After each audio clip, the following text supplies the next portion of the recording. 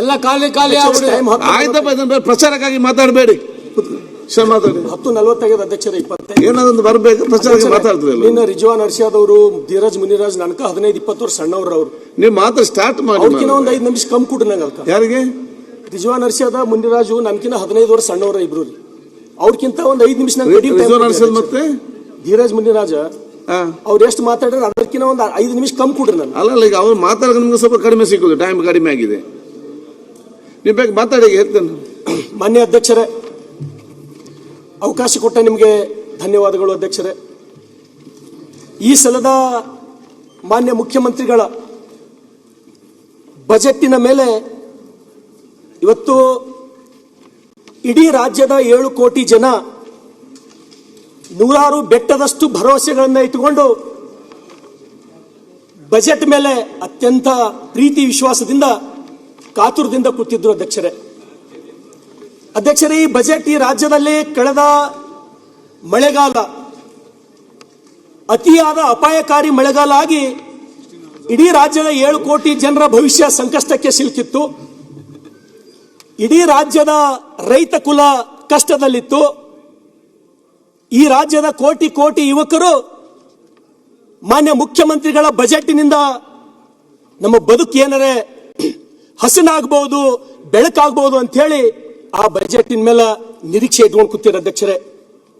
ಆದ್ರೆ ಅಧ್ಯಕ್ಷರೇ, ಸಿದ್ದರಾಮಯ್ಯನವರು ಬಜೆಟ್ಟಿನ ಭೀಷ್ಮ, ಬಜೆಟ್ಟಿನ ಪಿತಾಮಹ.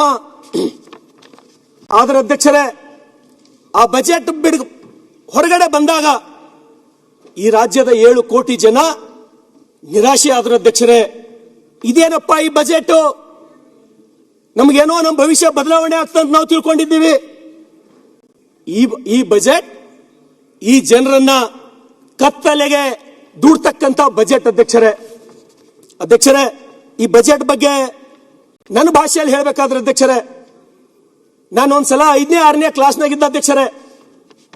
ಇದ್ದಾಗ ನಮ್ಮಲ್ಲಿ ಒಬ್ಬರು ಸೋಷಿಯಲ್ ಸ್ಟಡಿ ಸಮಾಜ ಕಲಿಸ್ತಿದ್ರು, ಇಂಡಿ ಸಿದ್ದರಾಮಪ್ಪ ಮಾಸ್ಟರ್ ಅಂತ ಹೇಳಿ ಅಧ್ಯಕ್ಷರೇ ತಾವು ಜರ ಲಕ್ಷ ಕೊಟ್ಟು ಕೇಳ್ರಿ. ಕಲಿಸ್ತಕ್ಕಂತ ಸಮಯದಲ್ಲಿ ಅಧ್ಯಕ್ಷರೇ, ಪರೀಕ್ಷೆ ಬಂದಾಗ ನಾವೆಲ್ಲರೂ 50-60 ಜನ ಪರೀಕ್ಷೆ ಬರೀತಿದ್ದೆವು. ಪರೀಕ್ಷೆ ಬರೆದು ರಿಸಲ್ಟ್ ಕೇಳಕ್ ಹೋಗ್ತಿದ್ದೆವು ನಾವು.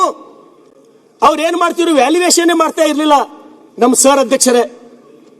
ಅವರು ನೋಟ್ಬುಕ್ ಹಿಡ್ಕೊಂಡ್ಬಿಡವ್ರು ಹಿಂಗ, ಶರಣು ಸಲ್ಗಾರ್ ನಿಂಗೆ 60 ಮಾರ್ಕ್ಸ್ ಬಿದ್ದವ ನೀ ಪಾಸ್, ಮತ್ ಬಸವರಾಜ್ ನಿಂಗೆ 50 ಮಾರ್ಕ್ಸ್ ಬಿದ್ದವ ನೀ ಪಾಸ್. ಪ್ರಿಯಾಂಕ್ ಸಾಹೇಬ್ರೆ ತಾವ್ರಿಗೆ ಕೇಳ್ರಿ.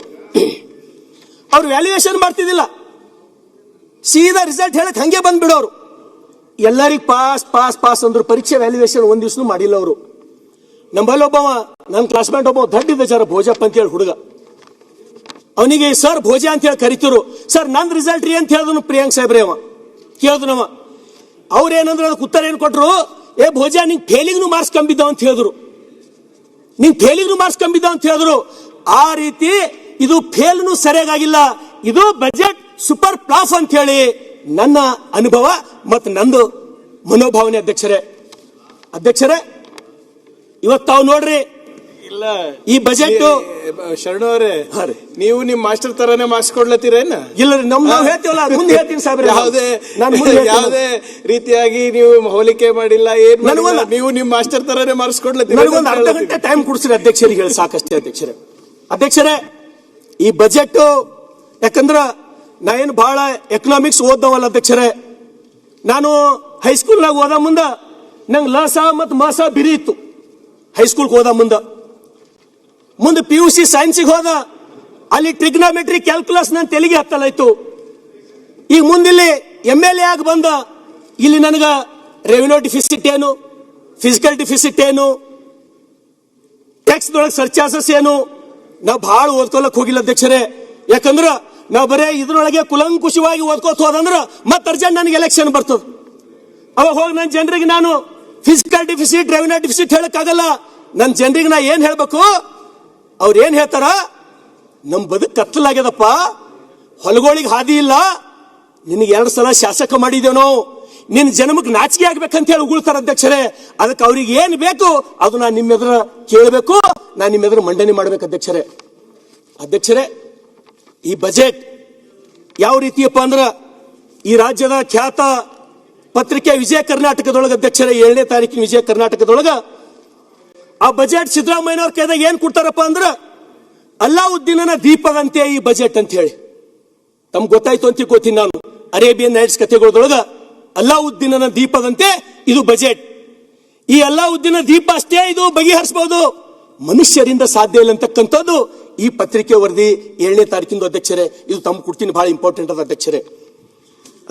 ಕ್ಷಣ ಕ್ಷಣದ ಸುದ್ದಿಗಳಿಗಾಗಿ ಫ್ರೀಡಂ ಟಿವಿ ಸಬ್ಸ್ಕ್ರೈಬ್ ಮಾಡಿ, ಲೈಕ್ ಮಾಡಿ ಹಾಗೂ ಫಾಲೋ ಮಾಡಿ. ಹೊಸ ಸುದ್ದಿಗಳ ನೋಟಿಫಿಕೇಶನ್ಗಾಗಿ ಬೆಲ್ ಐಕಾನ್ ಮೇಲೆ ಕ್ಲಿಕ್ ಮಾಡಿ.